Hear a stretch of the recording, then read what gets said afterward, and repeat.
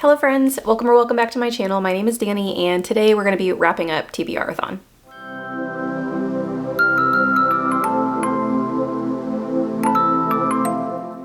This entire month I have been participating in TBRathon, which is a readathon put on by the lovely Leandra over at Leander the TBR Zero.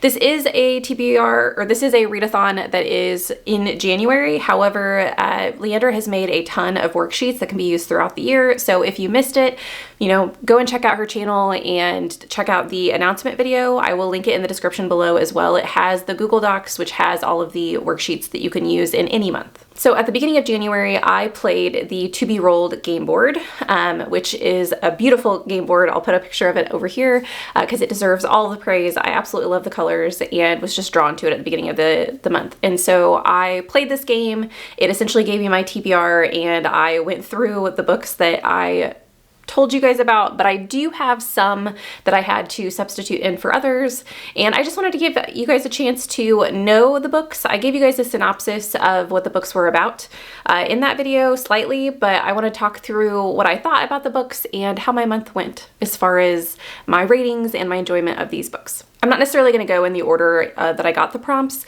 I'll try, but I'm not going to remember the order off the top of my head. I'm just going to go through the books that I've read. I do remember that the first roll that I ended up with this game was to pick a book with at least two people on the front cover. And so I picked The Blighted Stars for this. I ended up reading this a 4.25.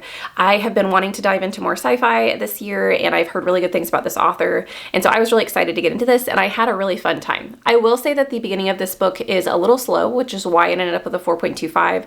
I do think that the science-y part of this book sometimes had me a little bit at a loss, but the general storyline, the characters, the kind of creepy elements of some of the things that are happening in this were just amazing.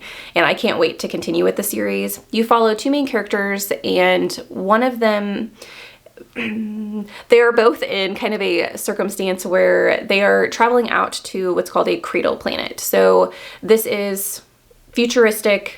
Earth has collapsed and humans are living on space stations, and they have what are called cradle planets, which have been terraformed planets that people can actually live on, and we can gain access to things that are cultivated there, plants and resources and things like that.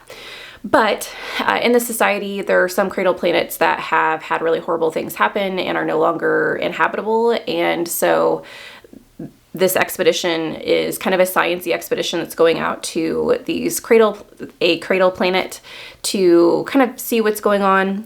You follow the son of a person who owns a very large corporation and is very wealthy and has been accused of being corrupt and potentially being the reason for some of these cradle planets collapsing, and he is bound and determined to figure out whether or not, or to essentially show that his family is not to blame for these things that are happening. And you also follow another character who is, I don't want to give too much information about her, but she wakes up in someone else's body, and this is not an unusual circumstance for her. It is something that's happened in the past, and she gets put into a situation where she is kind of surrounded by people that could be very bad if they find out who she actually is, and she has to figure out how to get out of the situation that she's in. There is a little bit of a love story in this as well. I do think that I have never read an enemies to lovers that I have enjoyed, and I really enjoyed what happened with these two characters. I really enjoyed the tension between these two characters, the subtle way that they're getting to know each other throughout this kind of weird circumstance. And I don't know that I would recommend this to people who are looking for romance, because this is definitely more heavy on the sci-fi, very subtle on the romance, but I do think that it was a very compelling part of their character development as well. Next, we had a 5-star prediction, which I ended up picking up The Remarkable Retirement of Edna Fisher. I ended up rating this a 4.5. Yes, a 4.5. So not quite a 5-star for me, but I do think that this is a really, really fun story, and I want to own it because I would like to dive back into this world. The story follows an 83-year-old woman who has lived in a nursing home and This nursing home does not have magical elements. There are nursing homes that do cater to magical beings and people who have used magic throughout her life, but that is not Edna. Edna has never used magic. Her son is part of, or was part of, an organization called the Knights, who have protected the realm, and her son has passed away a very long time ago, and so you learn about kind of her life. Well, she is all of a sudden approached by a wizard and told that she is the chosen one, and she has been chosen to save the realm from this evil overlord who is attacking cities with dragons and essentially collapsing some of the kingdom. And she doesn't know why she's been chosen, but she is ready for an adventure, and she is wanting to get out of the nursing home and get back out into her life. And it's just such a cute story.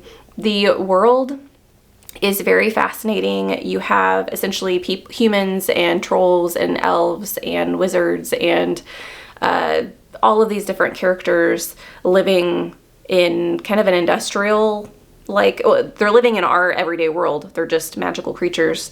And so you have like magic carpets, and they have like air traffic that they have to be able to, like, essentially highways in the skies for the things that can fly. The world was just very, very cute and massive and magical and whimsical. And Edna's character and all of the gang that she adds along with her throughout the way were just lovely to get to know. I also really appreciated the author of this book creates some amazing imagery in some of the scenes. At one point in time, you go to an inn, which this inn is owned by a half-fae, and the inn is kind of this ramshackle old house, but it is held together by these massive vines and flowers that these fae have grown. And you walk into the inn and see like this massive flower growth along the wall and these vines crawling along the ceiling. And the way that it's described in the book, it just makes you feel like you're there. There's also a scene on a beach with sirens in the background, like sea people who are singing to try and get your attention in the background. And there's like dingy trash on the beach, which I know doesn't sound great, but like just the imagery of it lives in my head still. And yeah, I had a really fun time with this. The reason this was not a 5-star for me is because even though the world was vast and the world had so many different characteristics in it, I just felt like the world building was a little lacking. We learned so much about different cultures that were in the world, but we never dived in to all of them. So I felt very much like I was getting pieces of a whole bunch of different things that are happening in this world, and I never really got to know like the nitty-gritty details of everything. And I think it's just because there was so much and this was only one book. I think if this was expanded into a series, I think that those nitty-gritty world building details could be refined, but I still had an amazing time reading this book. Next, we had 2 books that featured an animal. So I ended up getting like a repeat your role, and I ended up landing on the same thing that I landed on before, and so I had to choose 2 books that featured an animal. So the first book was Chilling Effect, which was a sci-fi space opera ebook that featured a woman who is the captain of a spaceship, and she's kind of a contract worker. She goes and gets supplies and delivers supplies and just works several different contracts. And one of her contracts is to deliver some psychic cats to an off-planet area, and the psychic cats kind of get into things and cause some havoc. This is at the very, very beginning of the book. And the psychic cats are not the main plot of the story. They are just very much a backstory. It ends up being that the person who originally owned or paid for these psychic cats no longer wants them, and so she ends up getting stuck with them on her ship, and essentially they just have to travel along with her to all these various places as she gets into some kind of chaotic things. She ends up making a certain very powerful individual mad, and it causes her and her crewmates to have to go on the run. And yes, there's a very large storyline at play, and you get to know her and her crew and the universe at large. This is another book. I ended up rating this 3.75. I do think that this book was probably hindered by the fact that I was reading Edna Fisher at the same time. They both are very chaotic and very funny and crazy in their storylines, and I just feel like Edna Fisher was better organized. I felt like Chilling Effect, there were some time jumps where characters lose time and you don't, as a reader, get to know what happens. I mean, you do, but it's not as detailed. So there were definitely time jumps that I think affected my enjoyment of the story. I don't feel like we got to know the characters as well because so many things happened, and I really did not like the main villain. The reason for, and there are two, I guess I should say there are two villains, but the reason that she ends up going on the run and her crew ends up having to be put in some dangerous situations trying to get away from a specific person, I thought was a little silly, and I thought eventually maybe we would get into some deeper reasons why this individual is hunting her, and that never really happens. It's always just kind of the silly, irritating reason that that person is hunting her, which I just got kind of tired of. I did have a fun time with this. I think that it is a silly space opera, so if you were looking for something to just be able to read and not really have to focus on and kind of give your brain a little bit of a break, I do think that this is a great series. The next book featuring an animal was Timless, which is the fifth and last book in the Parasol Protectorate, which features Alexia Terabody, I think is her last name. I always mix up her first name and her last name, like some of the syllables. Anyway, so Alexia is a preternatural who lives amongst supernaturals. So we are in our normal society. It is historical fiction as well as fantasy, as well as steampunk society. So you follow Alexia, who is a human. So in this world, we have humans, ghosts, werewolves, vampires, any of the supernatural beings. They're all living amongst each other. And she is a human. However, she has this ability. She is known as soulless, which is what the title of the first book is called. And if she touches a supernatural being, she takes away what makes them supernatural for the time that she's touching them. So if she touches a werewolf, they can no longer change into a wolf. If she touches a vampire, they become human again. She touches a ghost, she ends up exorcising them. And so she ends up, because of this ability, getting kind of thrown into the politics involving supernaturals. Her character is so sassy, and I just have absolutely loved the fact that she definitely is not your typical Victorian woman, and she's ostracized because of that. And so throughout the series, you follow her kind of being an oddity, but also trying to live by cultural norms, and the fact that she just has an attitude about it is fantastic. This was my only 5-star read in January. Even though I did enjoy a lot of other books, this was the only one that made it to that level for me, which isn't surprising. This is the culmination of a series. I've lived with these characters for a really long time, and this was definitely a comfort read for me this month. Speaking of a comfort read, I also had to pick up a cozy read for this readathon, and I originally was going to pick up Emily Wilde's The Map of the Otherlands, but if you've watched my February TBR, you know that I am buddy reading that with Leandra in the month of February. And so instead of picking up Emily Wilde's, I decided to pick up Voyage of the Basilisks.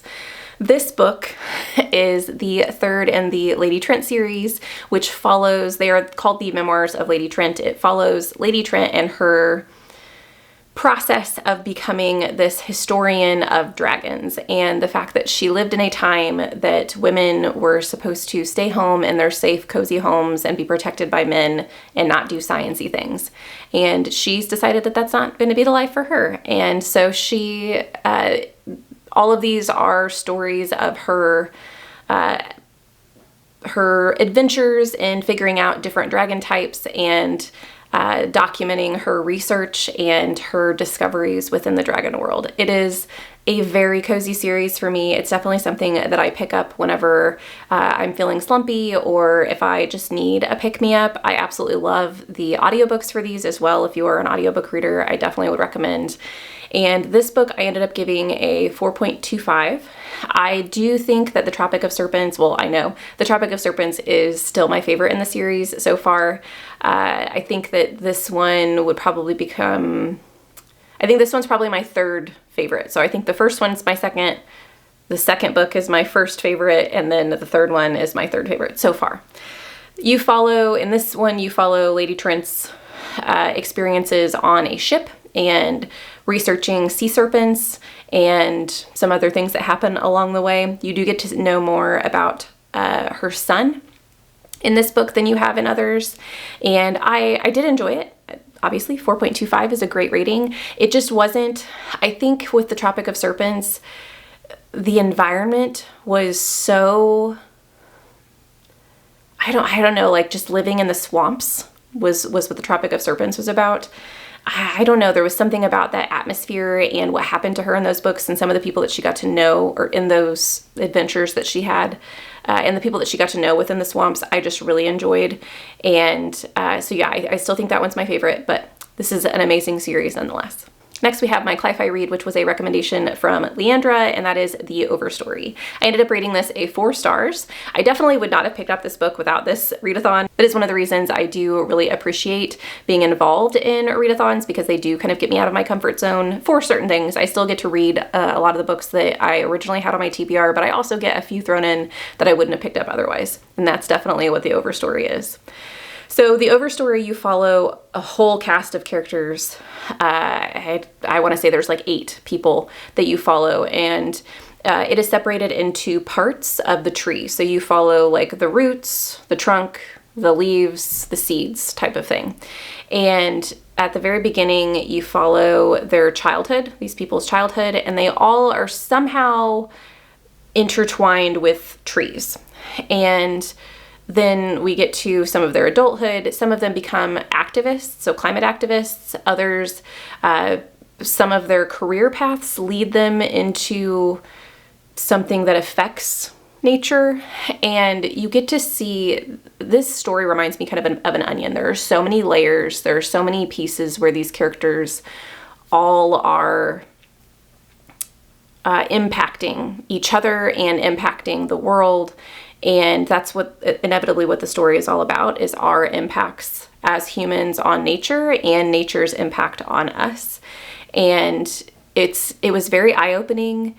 It's very much a love story to trees, and it covers some pretty deep topics, even within climate, but also within people's lives, and some really horrible things that happen to some of our characters.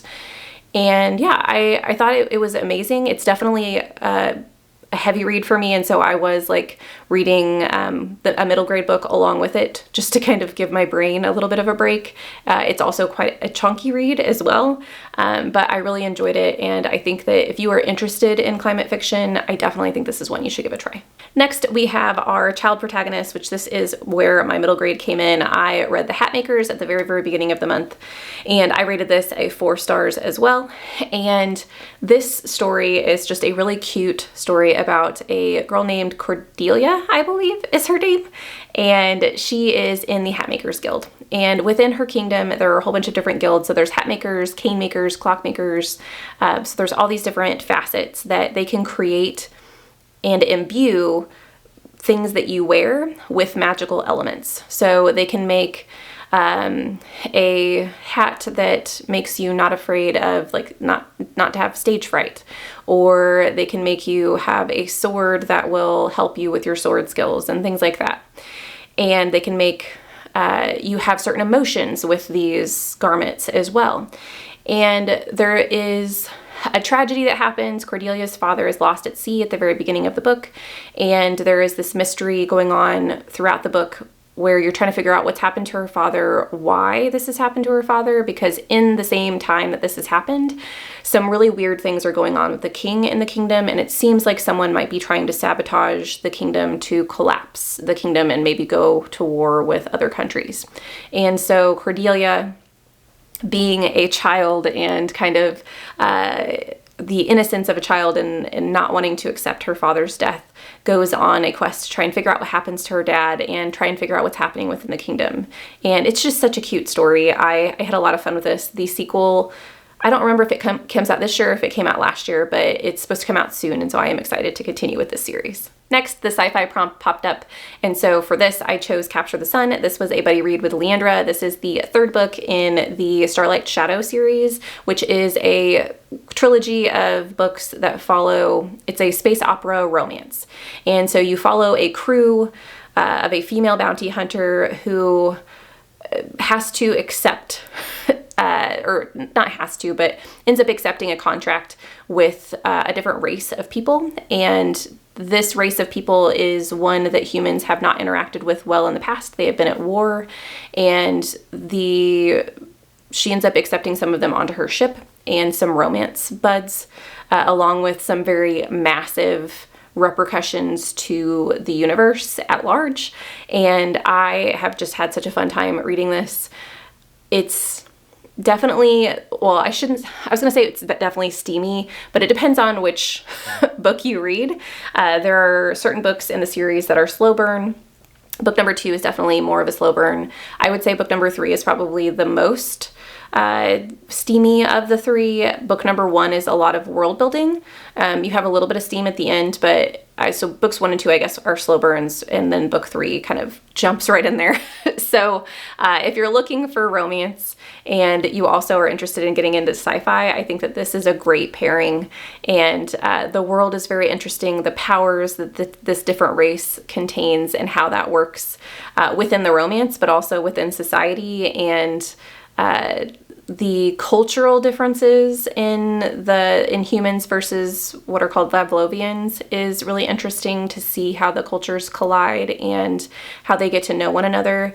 That's a very common theme amongst all 3 books. And then also there is a massive theme of consent in these books, and the fact that it's very important to both sides, humans and Pavlovians, that when something is happening that someone else has consented to said actions in the romance, but also within your everyday lives. So yeah, I really appreciated this series. I had a lot of fun. This, unfortunately, is my least favorite of the 3, mainly because of one of the characters. I really did not like the female protagonist of this particular story, and the romance in this is a little problematic, I shouldn't say problematic, but a little toxic, and they're probably not great for each other, but I really liked the male protagonist. I think that there are some things that they definitely need to work out in the future. I'll leave it there. I rated this a 3.75. The last book in my TBRathon TBR was The Griffin's Egg, and this is for the most recently published prompt. And this is one I am actually still reading. I'm 50% in, but I have 4 days left in January, so I'll be able to finish it by the end of the month, and I can kind of already tell you what my ratings are going to be. This is one of my most anticipated reads of the year. It is about goblins, which is why I put it on my TBR in the first place. But I originally did not know that this was a middle grade, and which is fine. I have appreciated middle grades in the past. However, this is a very young middle grade in certain aspects, and in other aspects it's not. But I do feel like the dialogue in this book is very young, and that has impacted my enjoyment. I do so far really like the characters. Phoebe is a little girl who's traveling through a forest and runs into a goblin who is holding a griffin's egg. And griffins are known as very mystic and magical creatures. They are elusive, and there aren't a lot of them left in the world.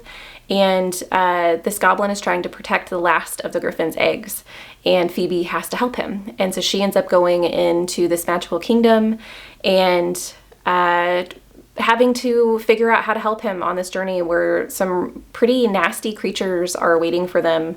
And it definitely has Narnia vibes. There is a dark mistress who is trying to get the griffin's egg from the gremlin, or not the gremlin, the goblin. And there are some creatures and things that they run into along the way that some help them and some hinder them.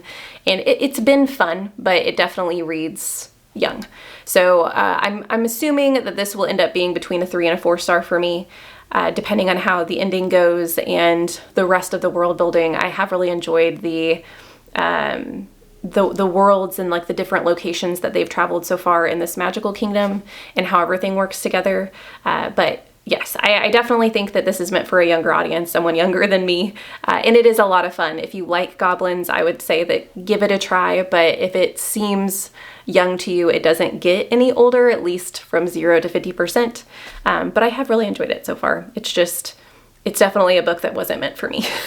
Those are the books that I read for the To Be Rolled TBR game. So I did get through the entire game board, so yay me. I also did get a bingo with some of the books that are in this as well. So I did the bingo board kind of in the background along with the To Be Rolled. I had a lot of fun in this readathon, so thank you very much, Leandra, for hosting it and putting together these worksheets. It was an absolutely amazing experience, and I've had a lot of fun on sprints this month as well with some lovely human beings that joined me or that I joined them on their channels. And so yeah, I can't wait for the next readathon madness in February with Battle of the Girl Bands. I'm sure that it's going to be a blast as well. Please let me know in the comments down below if you guys participated in TBRathon. What was your favorite read of the month? Even if you didn't participate, tell me what your favorite read of the month is. I would love to chat with you guys in the comments. Thank you so much for watching this video. I hope you have a lovely evening, and I'll see you in the next one. Bye.